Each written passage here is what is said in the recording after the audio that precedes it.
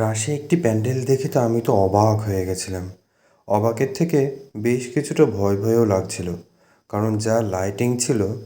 তবে এটা ছিল বিষ্ণুপ্রিয়া হল্ট স্টেশনের খুব কাছেই। সেইখানটাই তারা করেছিল। তাদের থিম ছিল রাজমহল। সম্পূর্ণটাই ছিল একটা জমিদার বাড়ি, পরিত্যক্ত জমিদার বাড়ির।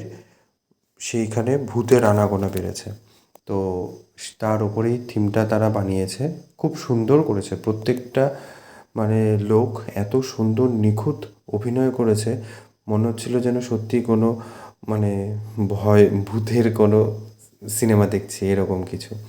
তো এইখানে যে মেয়েটি অভিনয় করছিল, মঞ্জুরিকা, তো গানটা আমি দিতে পারিনি কপিরাইট পড়বে বলে। তো মেয়েটা এত সুন্দর অভিনয়টা করছিল, খুব সুন্দর করছিল। আর এখানে যজ্ঞ হচ্ছিল, ভূতেদেরই যজ্ঞ।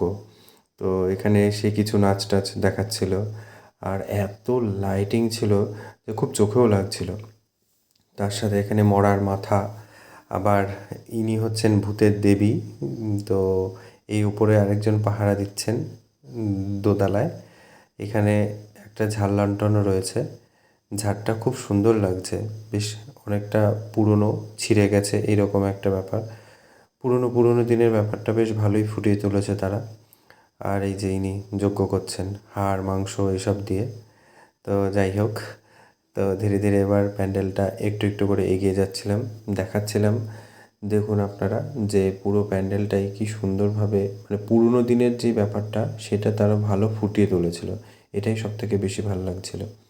আর যে মেয়েটি অভিনয় করছিল সে কন্টিনিউ অভিনয় করছিল। আমি যখন দেখতে যাই প্যান্ডেলটা তখন রাত্রি 2টো বাজে। তখনও মানে সন্ধ্যা থেকে রাত 2টো, হয়তো সে সারা রাতই করেছে। তো খুব সুন্দর অভিনয়টা করেছিল। তো যাই হোক, এবার আপনাদের কাছে নিয়ে যাই, আপনাদেরকে নিয়ে যাই মাতৃ প্রতিমা দর্শন করানোর জন্য। তো এই যে এখানকার প্রতিমা, এখানে দেবী বিষ্ণুপ্রিয়া আমাদের মহাপ্রভুকে পুজো করছেন। তো সেটাই এখানকার প্রতিমা।